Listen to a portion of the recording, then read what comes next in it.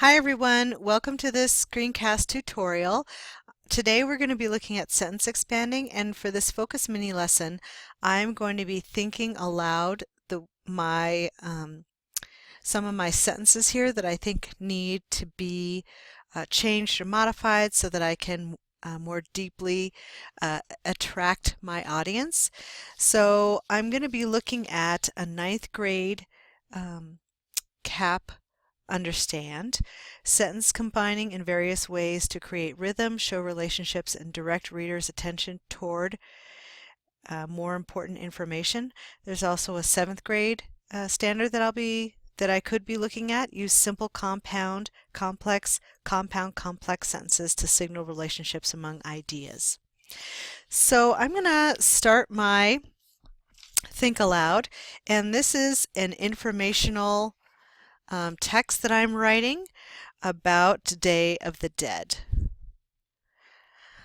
Okay, so hi everybody. You know I've been writing my paper about Day of the Dead, which is one of my most favorite holidays. But I started looking back at my writing and started thinking about the ways in which I'm helping my reader really see what is most important information for me.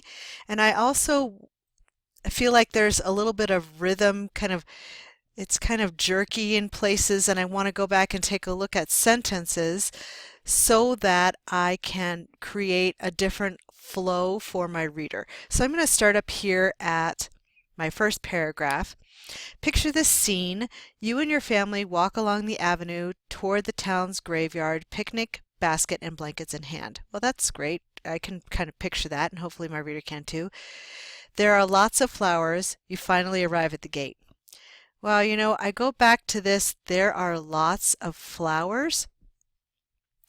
And, you know, depending on my reader's background knowledge, they may be just picturing a daisy or a dandelion, and that's not really what I want them to see, because there are very specific flowers associated with this Day of the Dead celebration. So I think I'm going to expand this sentence from this simple sentence into something a little more complex that also gives the reader a better visual image of where it is they're going as they walk down the avenue toward the town's graveyard, because, you know, we're on this road to doing something.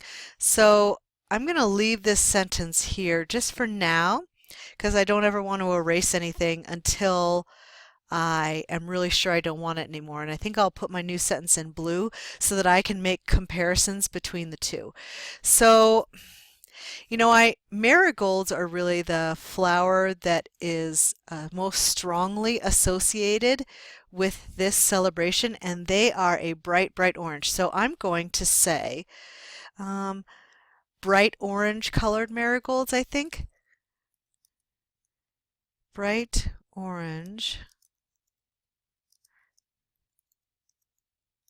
Bright orange colored marigolds do what? You know, they're everywhere along the path.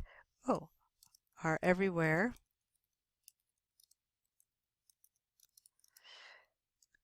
Okay, so let's take a look and see what that sounds like. Picture this scene. You and your family walk along the avenue toward the town's graveyard, picnic basket and blankets in hand.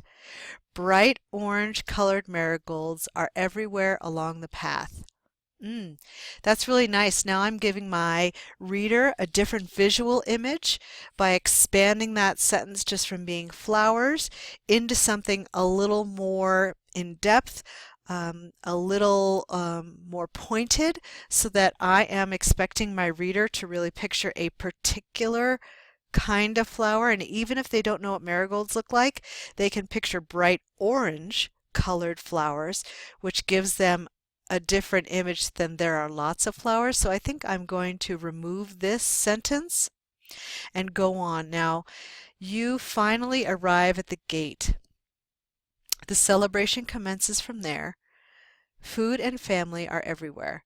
Grandma is there too in spirit. El Dia de los Muertos has begun.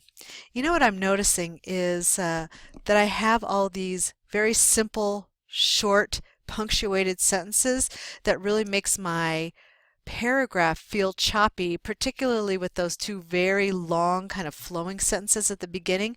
So I think part of the expansion I might do is combining a couple of sentences. I like you finally arrive at the gate. You know, what are you going to do besides arrive at the gate? But what if I looked at these two sentences? The celebration commences from there, food and family are everywhere. You know, I know from my research that families get together in the graveyards during this time and it's a huge celebration. They bring big picnics, so I want to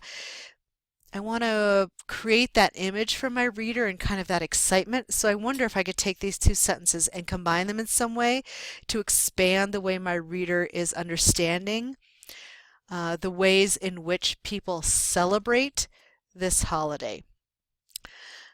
So let me take food and family are everywhere, and I'm going to put that at the head of this sentence. Food and family are everywhere. And what does that announce? That announces that the celebration, maybe that the celebration has commenced. Let me put that in there.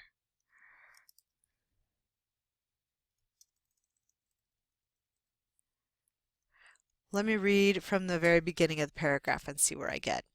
Picture this scene. You and your family walk along the avenue toward the town's graveyard, picnic baskets and blankets in hand. Bright orange-colored marigolds are everywhere along the path. You finally arrive at the gate. Food and family are everywhere, announcing that the celebration has commenced. Grandma is here too in spirit. El Dia de los Muertos has begun. So two things I notice that I have used everywhere twice, which I don't like to do, overuse words. So I'm going to highlight them so that I can go back and look at them later and just make a different word. I also noticed that I have, okay, I think that's pretty good. So I'm going to pause for now so that you guys can talk for a minute about what I did in order to combine sentences to create a different experience for my reader.